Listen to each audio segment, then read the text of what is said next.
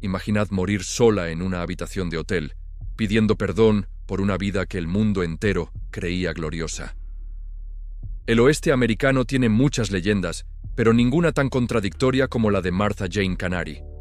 La conocéis como Calamity Jane, la mujer que supuestamente cabalgó junto a Buffalo Bill, que se enfrentó a forajidos, que conducía diligencias mejor que cualquier hombre y que bebía whisky como si fuera agua. Pero si os dijera que gran parte de lo que sabemos sobre ella podría ser mentira, una mentira que ella misma ayudó a construir, vaso tras vaso, historia tras historia. La pregunta no es si fue real. La pregunta es por qué necesitó inventarse a sí misma. Corrían los años 1850 cuando nació en algún punto de Missouri. Ni siquiera la fecha exacta está clara. Algunos dicen 1852, otros 1856. Ya desde el principio, su vida es borrosa, como si alguien hubiera querido difuminar los detalles a propósito. Lo que sí sabemos es que su infancia fue cualquier cosa menos un cuento de hadas. Su familia era pobre, muy pobre, de esas que se mudaban constantemente buscando algo mejor que nunca llegaba. A los 14 años, Martha Jane se quedó huérfana. Su madre murió primero, y su padre poco después. 6 hermanos menores dependían de ella. 14 años. Dejad que eso cale un momento. A una edad en la que hoy estamos preocupándonos por exámenes o amigos, ella tenía que conseguir comida, refugio y protección para una familia entera en uno de los territorios más hostiles de América. Algunos historiadores sugieren que fue entonces cuando empezó a vestirse como hombre. No por rebeldía, no por identidad, sino por pura supervivencia. En el oeste, una mujer sola era vulnerable. Un hombre joven, aunque fuera pequeño, tenía más opciones. Podía trabajar en minas, en ranchos, en trenes. Podía moverse sin levantar sospechas. Y Martha Jane necesitaba moverse. Lo curioso es que durante años no hubo ninguna Calamity Jane famosa. Hubo una chica que trabajaba aquí y allá, que algunos recordaban por su forma de hablar o por su habilidad montando a caballo. Pero nada extraordinario, nada legendario. Entonces, algo cambió. Y aquí es donde la historia se vuelve fascinante. En 1876, un periódico mencionó por primera vez el nombre Calamity Jane. Decía que había participado en una expedición militar, que había salvado a un capitán herido, que disparaba mejor que los soldados. El problema es que no hay registros militares que lo confirmen. Ninguno. Ni un solo documento oficial con su nombre. Entonces, si no estaba allí, ¿quién inventó la historia? La respuesta más probable es que ella misma comenzó a contarla, y la gente quería creerla, porque el oeste no solo se construyó con rifles y caballos. Así que cuando Martha Jane empezó a presentarse como Calamity Jane, la guerrera, la exploradora, la leyenda viviente, nadie se molestó demasiado en verificar los hechos. Lo interesante es que ella no era una farsante completa. Sí sabía montar, sí sabía disparar, sí había trabajado en oficios rudos, pero la diferencia entre saber hacer algo y ser la mejor haciéndolo es enorme. Y esa brecha la llenó con palabras, con actuaciones, con alcohol. Porque ahí está el detalle que muchas películas omiten. Calamity Jane bebía. Mucho. Hay decenas de testimonios de personas que la vieron borracha en salones, en calles, en estaciones de tren. No era un detalle pintoresco. Era un problema serio. Y cuando alguien bebe de esa manera, generalmente está huyendo de algo. Imaginad vivir en un mundo donde tenéis que demostrar constantemente que sois suficiente, donde vuestra valía depende de cuánto aguantáis, de cuánto podéis presumir, de cuánto os parecéis al mito que habéis creado. Es agotador y es solitario. En 1885 apareció otro personaje clave en su historia, Wild Bill Hickok. Según Calamity Jane, fueron amantes. Según ella, incluso tuvieron una hija. Fue el gran amor de su vida. El problema es que Wild Bill murió en 1876. Y no hay ni una sola carta, ni un testimonio de terceros, ni una prueba que vincule románticamente a ambos. la hija que supuestamente tuvieron jamás pudo ser verificada. Entonces, ¿por qué inventar ese romance? Porque incluso las leyendas necesitan amor, necesitan humanidad. Y quizá Martha Jane, sola y cansada, necesitaba creer que en algún momento fue amada por alguien importante, que no todo había sido polvo, sudor y botellas vacías. Durante los años 1890, intentó monetizar su fama. Se unió a espectáculos del oeste, esos shows itinerantes donde recreaban tiroteos y persecuciones para audiencias de la costa este. Buffalo Bill tenía uno, otros personajes famosos también. Y Calamity Jane fue contratada, pero no duró. Los organizadores se quejaban de que llegaba borracha, de que no podía cumplir con las actuaciones, de que era impredecible. La mujer que había construido una imagen de fortaleza no podía mantenerla cuando realmente importaba. Y aquí es donde la historia se vuelve desgarradora. Porque en sus últimos años, Calamity Jane no era una leyenda. Era una mujer enferma, sin dinero, que deambulaba por pueblos pequeños contando historias a cambio de bebida o comida. La gente la reconocía. Algunos le daban monedas, otros la evitaban. Los niños la señalaban. Ya no era la heroína, era la borracha del pueblo.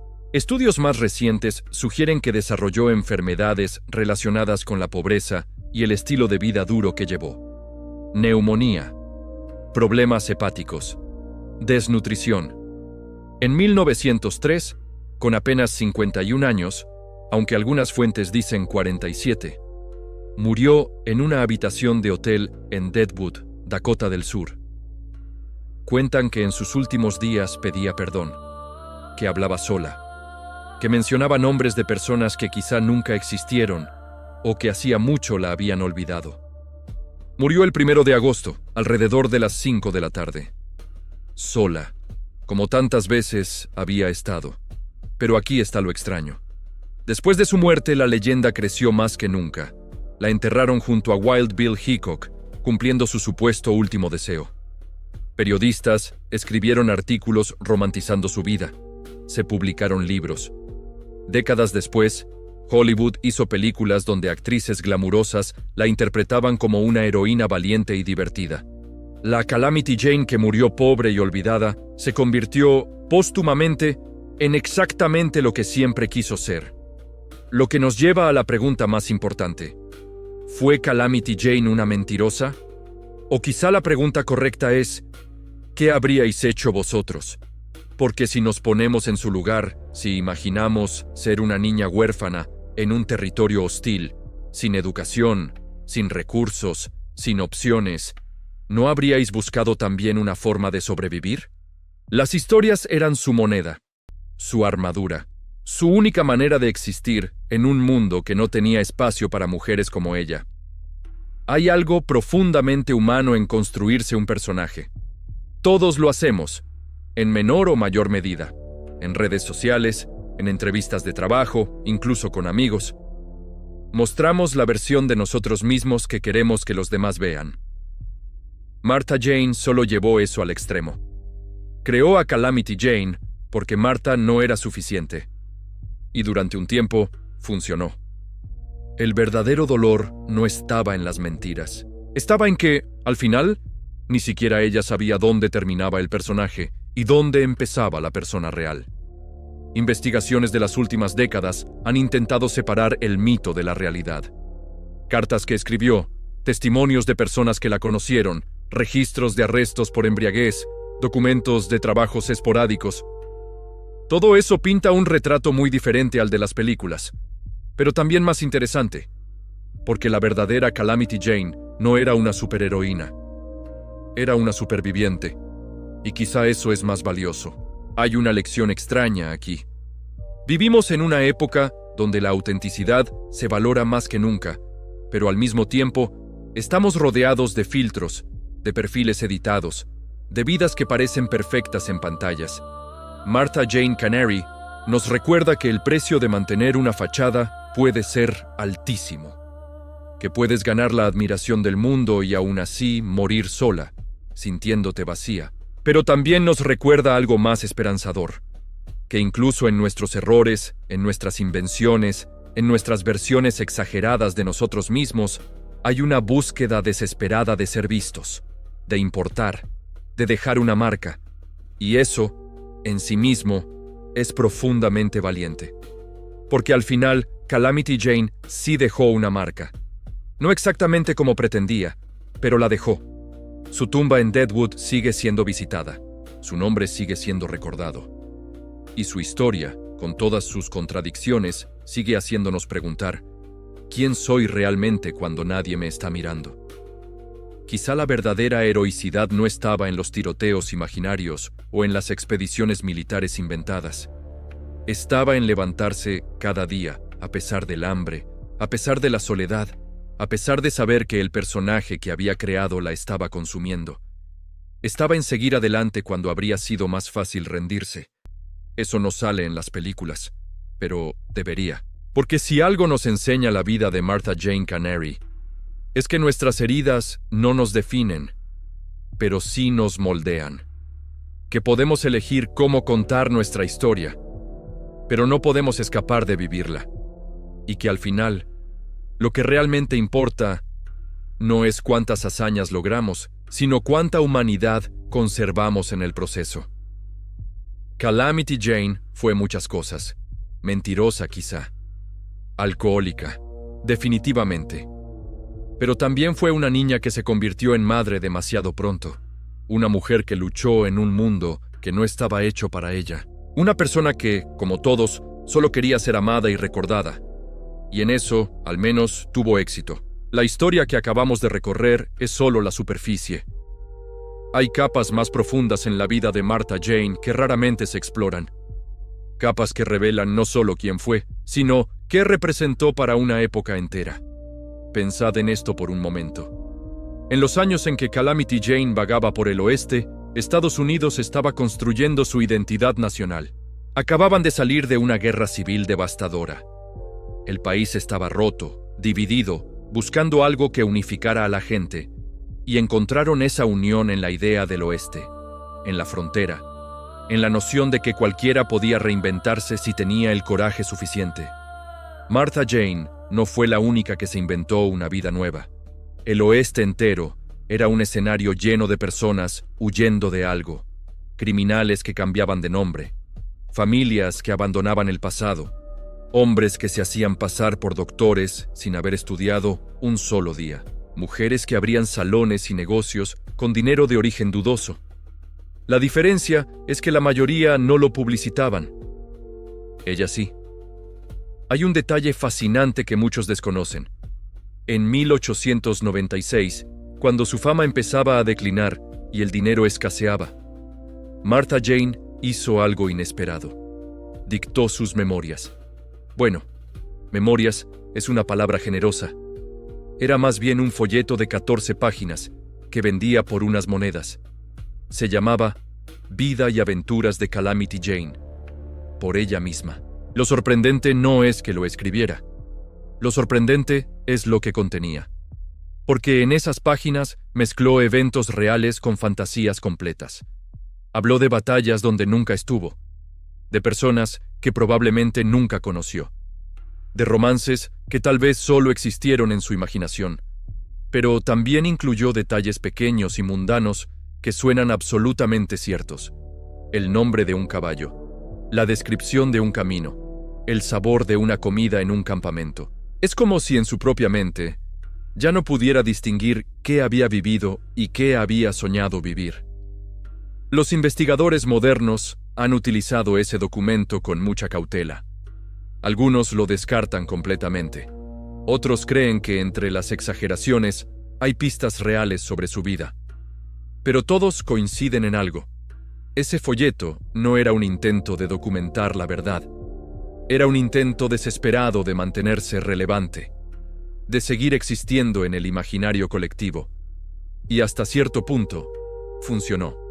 Existe otra dimensión de su historia que merece atención, su relación con otras mujeres. Porque aunque Hollywood la pintó como la única mujer ruda en un mundo de hombres, eso no era cierto. El oeste tenía muchas mujeres fuertes, dueñas de salones, madres que defendían sus tierras, enfermeras que trabajaban en condiciones imposibles, maestras que educaban en cabañas improvisadas. Algunos testimonios sugieren que Martha Jane tenía amigas, mujeres que la ayudaron cuando estaba enferma, que le dieron comida cuando no tenía, que cuidaron de ella cuando el alcohol la dejaba inconsciente en alguna calle. Pero esas historias no se volvieron leyenda. No vendían periódicos, no inspiraban canciones. Es curioso cómo la historia tiende a aislar a los personajes famosos. Los convierte en figuras solitarias luchando contra el mundo. Pero la realidad suele ser más complicada. Martha Jane no era una loba solitaria. Era una persona imperfecta, que a veces recibía ayuda y a veces la rechazaba. Que tenía momentos de generosidad y momentos de egoísmo, como todos. Hay un episodio particular que vale la pena mencionar. Durante una epidemia de viruela en Deadwood, en los años 1870, varias personas enfermaron gravemente. La viruela era aterradora, altamente contagiosa, mortal. La gente evitaba a los enfermos por miedo al contagio. Algunos historiadores creen, aunque no hay documentación absoluta que lo confirme, que Martha Jane ayudó a cuidar enfermos durante ese brote, que entró en casas donde nadie más quería entrar, que dio agua y comida a personas que estaban muriendo. Es posible que esa historia también fuera exagerada con el tiempo. Es posible que su participación fuera menor de lo que se cuenta. Pero varios residentes de Deadwood la recordaban con gratitud por ese motivo. Y eso dice algo. Porque en medio de todas las mentiras y las exageraciones, había momentos donde Martha Jane realmente ayudaba, donde su presencia importaba de verdad. Eso nos lleva a una reflexión importante. Tendemos a juzgar a las personas en blanco y negro, buenas o malas, honestas o mentirosas. Pero la vida real no funciona así. Una persona puede inventar historias sobre su pasado y aún así, actuar con bondad en el presente. Puede tener problemas serios con el alcohol y aún así mostrar coraje cuando otros huyen. Puede ser imperfecta en 1000 formas y aún así dejar un impacto positivo en algunas vidas. Juzgar a Martha Jane Canary solo por sus mentiras es perder de vista la imagen completa, porque lo que realmente estaba haciendo, consciente o inconscientemente, era cuestionar los límites que su época imponía. En un mundo donde las mujeres debían ser delicadas, calladas, obedientes, ella fue ruidosa, áspera, independiente. Y aunque parte de eso fuera actuación, el simple hecho de atreverse ya era revolucionario. Pensad en las mujeres de su generación que vivieron vidas convencionales, que se casaron jóvenes, tuvieron hijos, trabajaron en silencio. Muchas de ellas fueron increíblemente fuertes también. Soportaron dificultades enormes.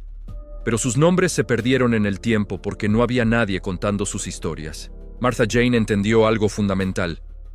Que en este mundo, si quieres ser recordada, tienes que hacer ruido. Tienes que crear una narrativa. Eso no justifica las mentiras, pero las contextualiza. Hay un último aspecto que quiero compartir. En los últimos años de su vida, cuando ya era una sombra de lo que fue, Martha Jane escribió cartas. Algunas se conservan en archivos históricos, y son desgarradoras. No por lo que dicen, sino por lo que revelan.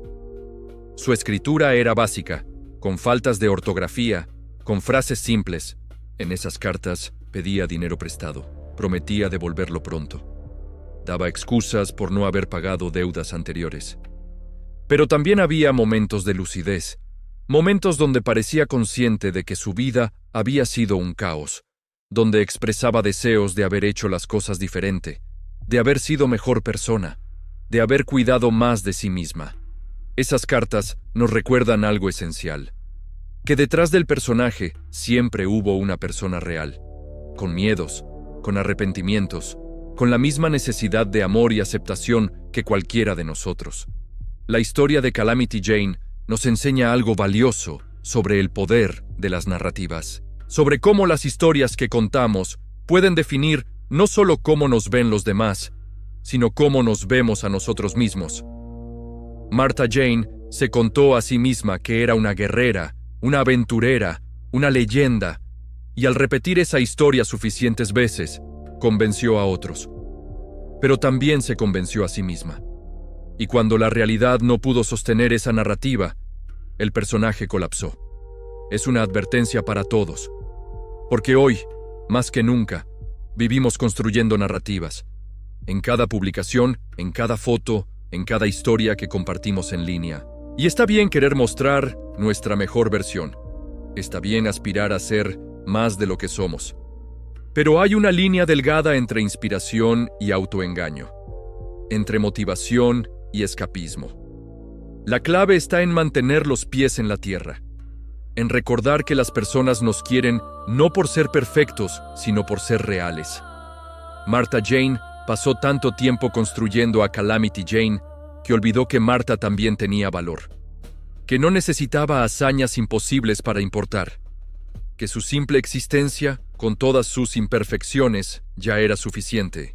Si sacamos algo positivo de su historia es esto, que tenemos el poder de escribir nuestras propias narrativas, sí, pero también la responsabilidad de no perdernos en ellas, que podemos aspirar a ser extraordinarios sin necesidad de inventar versiones falsas de nosotros mismos, que la verdadera fortaleza no está en aparentar invencibilidad, sino en mostrarnos vulnerables y seguir adelante de todas formas. Calamity Jane murió sola pidiendo perdón, pero su legado no tiene que ser solo tristeza, puede ser aprendizaje, puede ser el recordatorio de que nuestros errores no son el final de la historia, que mientras estemos vivos tenemos la oportunidad de corregir el rumbo, de ser honestos con nosotros mismos, de valorar a las personas que nos aceptan tal como somos. Y quizá esa sea la verdadera lección del oeste americano, no las pistolas, ni los caballos, ni las leyendas inventadas, sino la idea de que siempre es posible empezar de nuevo, que cada día es una oportunidad para decidir quiénes queremos ser. No quiénes queremos que crean que somos, sino quiénes queremos ser de verdad.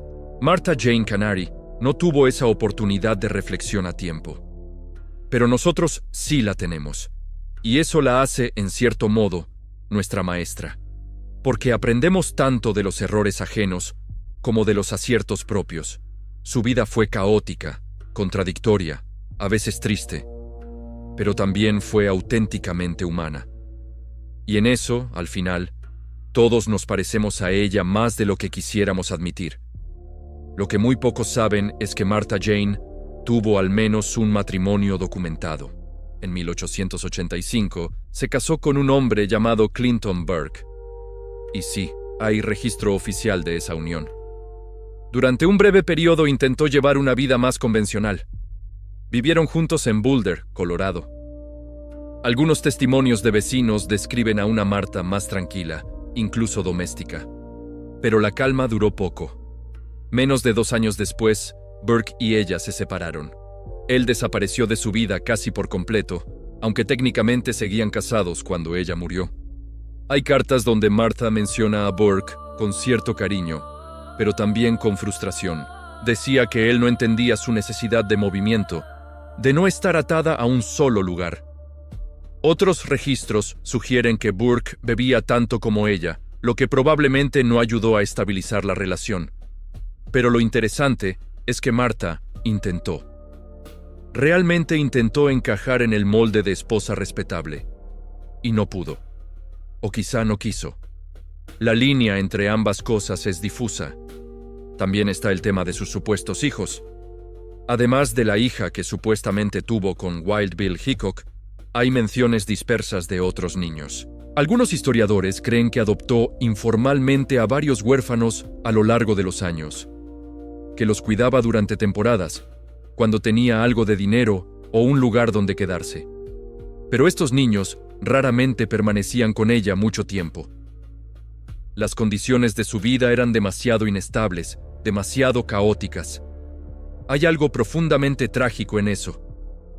Martha, que se había criado cuidando de sus hermanos menores, que sabía lo que significaba ser huérfana, intentaba ofrecer a otros niños lo que ella nunca tuvo: protección, estabilidad. Pero su propia vida era tan frágil que no podía sostener esa responsabilidad, y eso, probablemente, la atormentaba más de lo que jamás admitió en público. Uno de los aspectos menos conocidos de su historia tiene que ver con su relación con los pueblos nativos americanos. Durante los años en que vagaba por Dakota y Wyoming, tuvo contacto frecuente con diferentes tribus. Algunos relatos, aunque difíciles de verificar completamente, sugieren que pasó temporadas viviendo cerca de campamentos Sioux, que aprendió algo de su idioma, que comerciaba con ellos, en una época donde la mayoría de colonos blancos veían a los nativos con desconfianza o abierto desprecio. Martha Jane parecía tener una relación más pragmática y, en algunos casos, respetuosa. No era ninguna activista. No luchaba por sus derechos. Pero tampoco los trataba como enemigos por defecto. Los veía como personas intentando sobrevivir, igual que ella. Y eso, para su época, ya era inusual. Hay un testimonio particularmente revelador de un comerciante en Fort Laramie que recordaba haberla visto compartiendo comida con mujeres Lakota. Decía que Martha hablaba con ellas en una mezcla de inglés, señas y palabras sueltas en su idioma, que reían juntas, que no había la tensión habitual que existía entre blancos y nativos en esos encuentros. Era solo gente intercambiando historias, compartiendo recursos, intentando pasar otro día más. Esto no convierte a Martha en una heroína de la justicia social. Seguía siendo producto de su tiempo, con todos los prejuicios y limitaciones que eso implicaba, pero sí muestra que era capaz de ver más allá de las divisiones artificiales que otros tomaban como absolutas. Y en un mundo tan dividido como el suyo, eso tenía su mérito. Otro detalle fascinante que merece mención. Durante su época trabajando en campamentos mineros, Martha desarrolló una reputación particular, no solo por su forma de vestir o su lenguaje colorido, sino por su habilidad para resolver problemas prácticos. Sabía coser heridas básicas, conocía remedios caseros para fiebres y dolores, podía entablillar un hueso roto si era necesario. Ninguna de estas habilidades era extraordinaria en sí misma. Muchas mujeres de la frontera las tenían por necesidad, pero Martha las aplicaba sin distinción. Ayudaba a quien lo necesitara, sin preguntar demasiado. Un minero herido en una pelea, un vaquero con fiebre, un jugador de cartas con una mano infectada. No importaba quiénes eran. Si necesitaban ayuda y ella estaba allí, ayudaba.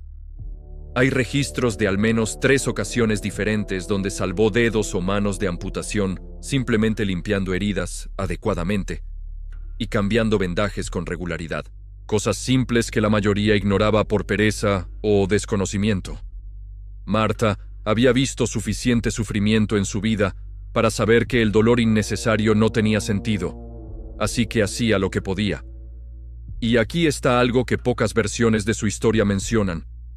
Esa habilidad práctica, esa disposición a ayudar, probablemente le salvó la vida más veces de las que sus supuestas hazañas con armas.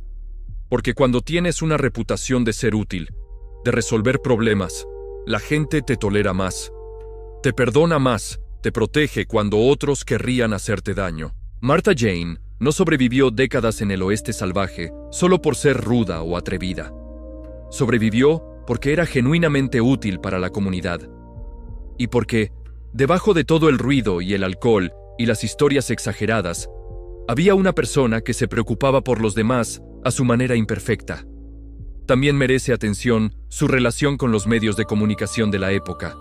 Los periódicos del este estaban obsesionados con historias del oeste, y Martha entendió rápidamente cómo funcionaba ese juego. Cuando un periodista aparecía en un pueblo preguntando por historias interesantes, ella estaba allí, dispuesta a contar, dispuesta a exagerar, dispuesta a convertirse en el titular del día siguiente. Hay registros de al menos una docena de entrevistas publicadas con ella entre 1880 y 1900. Y si las lees todas seguidas, notarás algo curioso. Las historias cambian. Los detalles varían. En una entrevista salvó a un capitán. En otra eran 3 soldados. En una, luchó contra los Cheyennes. En otra, contra los Sioux. A veces, el evento ocurría en Wyoming. Otras veces en Montana. No era descuido, era estrategia. Cada versión estaba calibrada para la audiencia, para el periódico, para lo que vendería mejor. Martha Jane había aprendido que la coherencia importaba menos que el impacto. que una buena historia contada con convicción valía más que una verdad aburrida contada con timidez. Y funcionaba. Los periódicos la amaban porque siempre daba buenas citas, porque era impredecible, porque vendía ejemplares. A cambio, ella obtenía fama, reconocimiento y ocasionalmente algo de dinero. Era una transacción. Ella les daba entretenimiento, ellos le daban relevancia. Ambas partes sabían perfectamente qué estaba pasando. Lo trágico es que con el tiempo, Marta empezó a creer demasiado en sus propias historias. Al principio era consciente de la actuación. Sabía dónde terminaba la realidad y empezaba la fantasía. Pero después de años repitiendo las mismas historias, ajustándolas, ampliándolas, las líneas se borraron. Su memoria real se mezcló con la memoria inventada, y cuando intentaba recordar su vida, ya no sabía que era cierto. Eso es algo que deberíamos reflexionar hoy, porque vivimos en una época donde todos somos, en cierto modo, creadores de contenido, donde curamos nuestras vidas para consumo público, donde la versión que mostramos puede divergir tanto de la realidad que empezamos a confundirlas. Marta Jane fue pionera en eso también, aunque no de la forma que habría querido. Hay un episodio de sus últimos años que me parece especialmente revelador. En 1901, 2 años antes de morir, Marta intentó conseguir trabajo en una feria local. Ofrecía contar historias del viejo oeste a cambio de unas monedas. Los organizadores le dijeron que solo la contratarían si se presentaba sobria y vestida apropiadamente. Marta aceptó. Durante 3 días cumplió. Se presentó a tiempo, vestía ropa limpia. Contaba sus historias con entusiasmo. Los niños la escuchaban fascinados. Los adultos sonreían nostálgicos. Por un breve momento, Marta Jane encontró una forma de monetizar su pasado sin autodestruirse en el proceso. Pero al 4.º día, apareció borracha, y la despidieron. Ese patrón se repitió varias veces en diferentes contextos, breves momentos de claridad y estabilidad, seguidos por recaídas, como si parte de ella quisiera mejorar, pero otra parte no pudiera soltar los hábitos que la habían acompañado toda su vida. El alcohol era su enemigo, pero también su compañero más constante. La única cosa que nunca la abandonó. Y esto nos enseña algo importante sobre los problemas que arrastramos. No basta con querer cambiar. No basta con tener momentos de lucidez donde vemos claramente qué debemos hacer diferente. Necesitamos apoyo. Necesitamos estructura. Necesitamos personas que crean en nosotros incluso cuando fallamos. Marta tuvo algunos amigos, pero no tuvo un sistema de apoyo real. Y sin eso, cada intento de cambio estaba condenado desde el principio. Hoy tenemos más recursos, más comprensión sobre adicciones y trauma, más formas de pedir ayuda. Y eso nos da una ventaja que Marta nunca tuvo. Así que si hay algo positivo que extraer de su historia es esto: que no tenemos que repetir sus errores, que podemos aprender de su sufrimiento para evitar el nuestro, que sus fracasos pueden iluminar nuestros caminos si prestamos atención. Existe también un aspecto económico de su vida que raramente se discute. Marta nunca tuvo dinero, nunca. En una época donde muchos en el oeste hicieron fortunas con oro, con tierra, con negocios, ella murió sin un centavo. Y no fue por falta de oportunidades. Fue por falta de habilidad para administrar lo poco que conseguía. Cuando trabajaba, gastaba todo inmediatamente. Cuando alguien le daba dinero, lo compartía con quien estuviera cerca o lo gastaba en bebida. No había concepto de ahorro, de planificación, de pensar en el mañana. Vivía absolutamente en el presente. Y mientras eso puede sonar liberador en teoría, en práctica significó una vejez de pobreza absoluta. Hay una lección ahí sobre la importancia de pensar a largo plazo, de entender que nuestras decisiones de hoy crean nuestra realidad de mañana. Marta vivió como si cada día pudiera ser el último. Y quizá en su juventud, dadas las circunstancias, esa mentalidad tenía sentido. Pero nunca ajustó, nunca cambió de estrategia cuando las circunstancias cambiaron. Y pagó el precio más alto posible. Finalmente, quiero hablar de algo que me parece extraordinario. A pesar de todo, de las mentiras y el alcohol y la pobreza y la soledad, Martha Jane nunca perdió completamente su sentido del humor. Testimonios de personas que la conocieron en sus últimos años mencionan que todavía podía reír, que contaba chistes, que tenía esa chispa particular que hace que la gente quiera estar cerca de alguien, aunque sea brevemente. Eso habla de una resiliencia profunda, de un espíritu que se negaba a quebrarse completamente, incluso bajo el peso de una vida increíblemente difícil. Y quizá esa sea la verdadera lección de Calamity Jane. No que debamos admirar sus logros inventados o romantizar su autodestrucción, sino que debemos reconocer la extraordinaria tenacidad que se requiere para seguir riendo cuando todo lo demás se ha derrumbado. Porque al final del día, Martha Jane Canary fue una mujer que se enfrentó a circunstancias imposibles con las únicas herramientas que tenía. Historias, actuación, coraje disfrazado de temeridad. Y aunque esas herramientas no fueron suficientes para darle la vida que merecía, fueron suficientes para que la recordáramos, para que su nombre sobreviviera cuando millones de otros se perdieron en el olvido. Su tumba en Deadwood sigue recibiendo visitantes cada año. Gente de todo el mundo que viene a presentar respetos a una mujer que probablemente nunca hizo la mitad de lo que se le atribuye, pero eso ya no importa. Porque Calamity Jane dejó de ser una persona hace mucho tiempo. Se convirtió en un símbolo, en una idea, en la prueba viviente de que incluso las vidas más caóticas, más contradictorias, más imperfectas, pueden dejar una marca indeleble en la historia. Y si una huérfana pobre de Missouri pudo hacer eso con nada más que palabras y voluntad, tal vez todos tengamos más poder del que creemos. Solo hay que decidir qué historia queremos contar y tener el coraje de vivirla hasta el final.